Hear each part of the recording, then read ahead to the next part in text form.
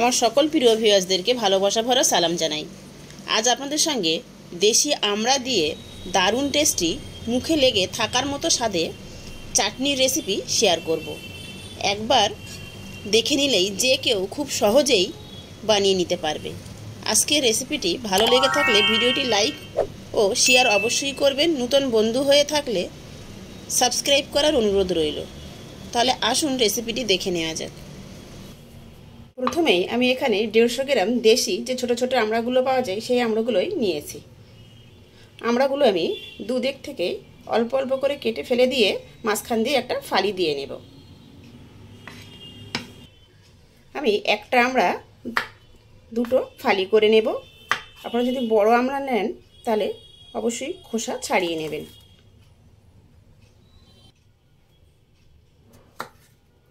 সমস্ত আমড়াগুলোই আমি দুফালি করে কেটে নিয়েছি।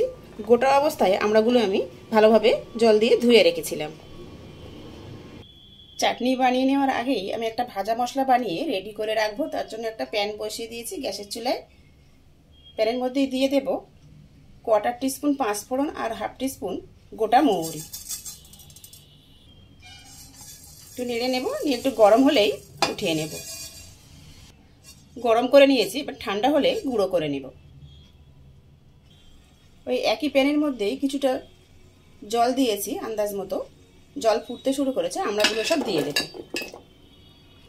একটা ঢাকা দিয়ে দেব, আমড়াগুলোকে সিদ্ধ হতে দেব। মিডিয়াম ফ্লেমে 5 মিনিট ঢাকা দিয়ে আমড়াটাকে সিদ্ধ করে নিয়েছি। এবার আমরা জলটা ঝরিয়ে নেব। সিদ্ধ আমড়ার জল আমরা চাটনিতে ইউজ করব না, জলটা ফেলে দেব। তাতে টকটাও কম হবে আর চিনির পরিমাণটাও কম লাগবে। ওই একই প্যানে 1 টিস্পুন সরিষার তেল গরম হতে দিয়েছি। তেল গরম হয়ে এসে দিয়ে দেব 1/4 টিস্পুন পাঁচফোড়ন আর একটা শুকনো লঙ্কা। কয়েক সেকেন্ড নেড়ে নিয়ে দিয়ে দেব অল্প একটু হলুদ গুঁড়ো। দেব স্বাদ মতো চিনি, দেব আন্দাজ মতো জল। চিনি মেল্ট হয়ে আসা পর্যন্ত অপেক্ষা করব। চিনি মেল্ট হয়ে গেছে, ফুটতে শুরু করেছে। এই পর্যায়ে সিদ্ধ করে রাখা আমড়াগুলো সব দিয়ে দেব। দেব স্বাদ মতো লবণ।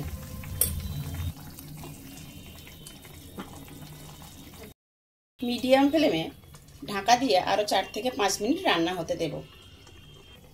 ফিরে এসেছি 4 মিনিট পর। এবার ঢাকা খুলে নিয়ে কিছুটা কাজু আর কিশমিশ ধুয়ে জলে ভিজিয়ে রেখেছিলাম দিয়ে দিলাম।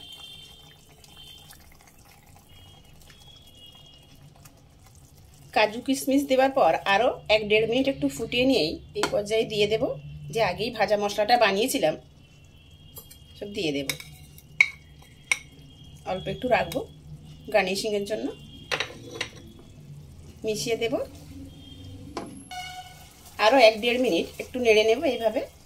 এই পর্যায়ে চাটনির লবণ মিষ্টিটা টেস্ট করে নেবেন। এবার দেশি আমড়ার চাটনি এখানে আমাদের একদম রেডি। এই পর্যায়ে গ্যাসের ফ্লেম অফ করে দেব। ঠান্ডা হলে তারপর সার্ভ করে নেব। ঠান্ডা হয়ে এলে সার্ভিং পাত্রে উঠিয়ে নিলাম। এই সিজনে অন্তত একদিন হলেও ঠিক এইভাবে দেশি আমড়া দিয়ে চাটনি বানিয়ে ফেলুন, শেষ পাতে জমিয়ে খাওয়ার জন্য। আশা করছি একটু হলেও রেসিপিটি আপনাদের ভালো লেগেছে। ভালো লেগে থাকলে ভিডিওটিতে লাইক দেবেন, নতুন বন্ধু হলে ইউটিউব চ্যানেলটি সাবস্ক্রাইব করবেন আর ফেসবুক পেজটি ফলো করার অনুরোধ রইল। ভিডিওটি শেষ পর্যন্ত দেখার জন্য সবাইকে ধন্যবাদ।